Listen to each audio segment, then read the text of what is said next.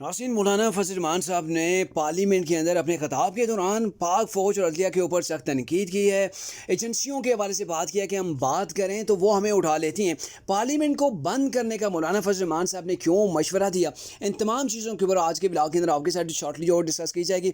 अगर बात करें मौलाना फजल रहमान की पार्लियामेंट के अंदर खिताब के हवाले से, तो मौलाना फजल रहमान साहब ने कौमी असम्बली में खिताब करते हुए कहा कि तब्दीली जो है वो अगर आपने लानी है तो निज़ाम के अंदर तब्दीली लाएँ, पार्लियामेंट को सुप्रीम बनाना होगा। यहाँ बात करने की आज़ादी होनी चाहिए। यहाँ फ़ौज पर या बलूचिस्तान की बात करें तो एजेंसियाँ आकर हमें पकड़ कर ले जाती हैं। स्पीकर रियाज सादिक ने कहा कि हमारे आइन में लिखा हुआ है कि फ़ौज और अदलिया पर तनकीद नहीं कर सकते।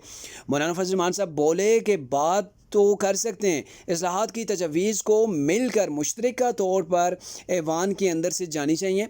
मौलाना फजल रहमान साहब ने यह भी कहा कि हमारे यहाँ इदारे और इदारों के बड़े अपनी एक्सटेंशन की फ़िक्र के अंदर हैं। फ़ौज और सुप्रीम कोर्ट में एक्सटेंशन का अमल गलत है। बेसिकली यहाँ पे मौलाना फजल रहमान साहब ने चीफ जस्टिस ऑफ पाकिस्तान काजी फाइज़ की जो एक्सटेंशन की बातें हो रही हैं उसके हवाले से बात की, और दूसरी जनब आर्मी चीफ आसम मुनीर साहब के हवाले से ज़ाहिर दोनों इतराफ़ से दोनों चीफ्स के जो है वो एक्सटेंशन के हवाले से उन्होंने यहाँ पे इशारा दिया है। और मौलाना फजल रहमान साहब ने यह भी कहा है कि पीटीआई के अरकान की पार्लियामेंट के अंदर से जो गिरफ्तारी हुई है उसकी मजम्मत करते हुए उन्होंने कहा कि जर्नैल हमारी आंखों पर, लेकिन अगर ईमान से लोगों को उठाने आएंगे तो हम इसकी इजाज़त नहीं देंगे।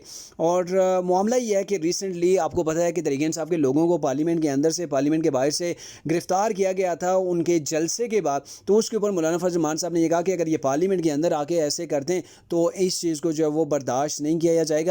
और पार्लियामेंट को चाहिए था कि एहतजाज के तौर पर 3 रोज़ के लिए पार्लियामेंट को ही बंद कर देना चाहिए था। काफ़ी स्ट्रांग जो वो मैसेज दिया है मौलाना फजल रहमान साहब ने।